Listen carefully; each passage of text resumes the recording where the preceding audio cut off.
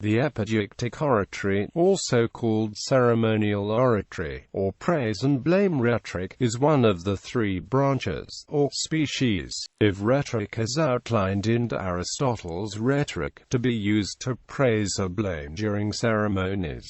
Origin and pronunciation. The term's root has to do with display or show. It is a literary or rhetorical term from the Greek. It is generally pronounced Epideictic or Epideictic. Another English form, now less common, is Epideictic, Epideictic. Characteristics. This is rhetoric of ceremony, commemoration, declamation, demonstration on the one hand, and of play, entertainment, display, including self-display. It is also the rhetoric used at festivals, the Olympic Games, state visits and other formal events like openings, closings, anniversaries, as well as at births, deaths, or marriages. Its major subject is praise and blame, according to Aristotle, in the limited space he provides for it in the art of rhetoric. This rhetoric deals with goodness, excellence, nobility, shame, honor, dishonor, beauty, and matters of virtue and vice. The virtues are the components of virtue according to Aristotle were justice, courage, self-control, magnificence, magnanimity, liberality, gentleness,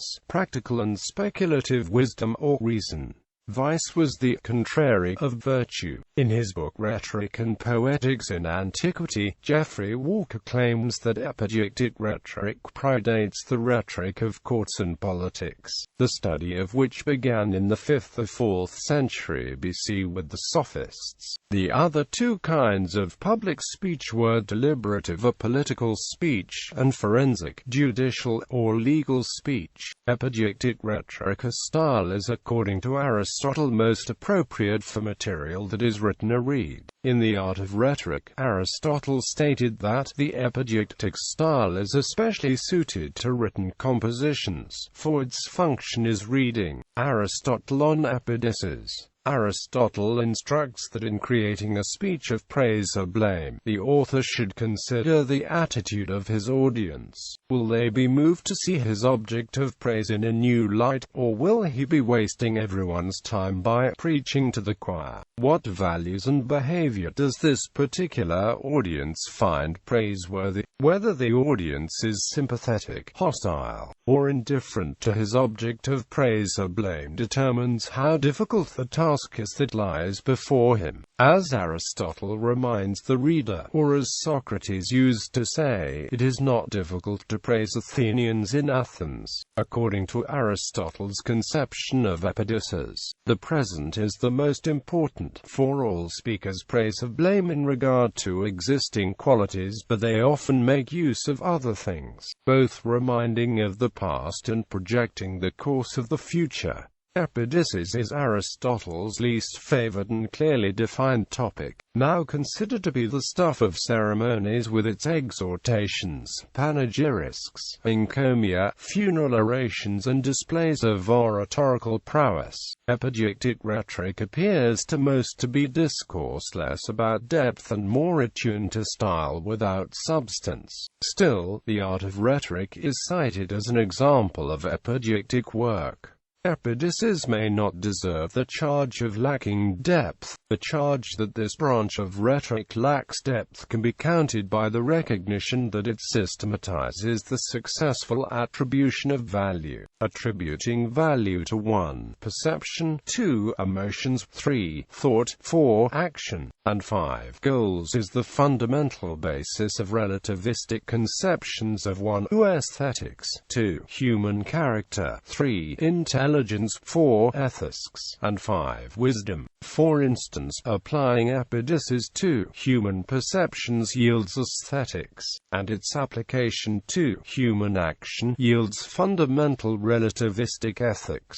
Nevertheless, epideices can always be reduced to simply the study of how best to preach the positive and negative characteristics of creatures, contraptions, concepts to an audience. Epideictic rhetoric appeals to to and serves to sway personal and cultural values, whereas pure deliberative and judicial rhetoric appeal to reason alone. And Lockwood, also in Reader's Figure, describes how readers are figured by the readings, and how readers figure the readings, and that readers can accept the reader's account, and forget their own account of the present and past, and that the rhetor's account is produced by language. Modern authors on epideices. For centuries, epideictic oratory was a contested term, for it is clearly present in both forensic and deliberative forms, but it is difficult to clarify when it appears as a dominant discursive form. According to Chaim Perelman and Lucy Albrecht's Titaker, the speaker engaged in epideictic discourse is very close to being an educator, since what he is going to say does not arouse controversy, since no immediate practical interest is ever involved, and there is no question of attacking or defending, but simply of promoting values that are shared in the community.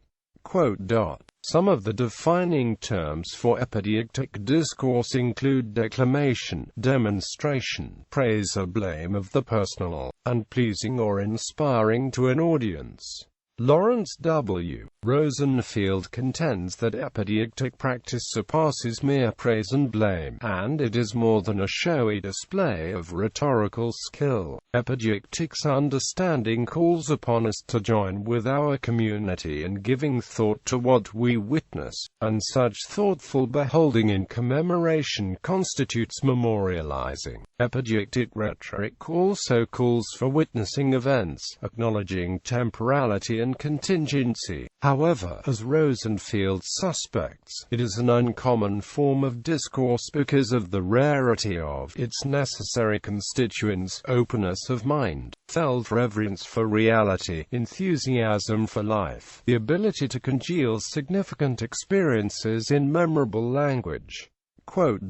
The philologist Ernst Curtius provides an account of its history, and many examples, in European literature and the Latin Middle Ages. Praise and blame were reduced to praise by Aristotle, he wrote, and recently another author called it a blameless genre. He and Lockwood seem to say that what was in the past called rhetoric was later called literature. Curtius believed that misinterpretations of medieval literature occur because so much of it is epideictic, and the epideictic is so alien to us today. During the Middle Ages it became a school subject, as the sites for political activity diminished in the West, and as the centuries went on the word praised came to mean that which was written.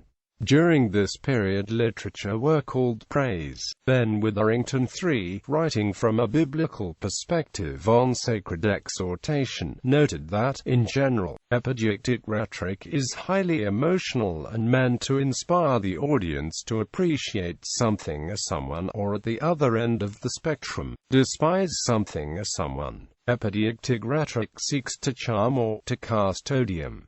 And amp. 2 Thessalonians. A socio-rhetorical commentary in poetry. Epideictic writing in poetry is often associated with the faux rhapsody that developed in the early Han dynasty. This highly ornamented style was used for almost any subject imaginable, and often incorporated obscure language with extensive cataloguing of rare items, all in verse of varying rhyme and line length. Commendatory verse is a genre of epideictic writing. In the Renaissance and early modern European tradition, it was taken to glorify both its author and the person to whom it was addressed. Prefatory verses of this kind, i.e., those printed as preface to a book, became a recognized type of advertising in the book trade.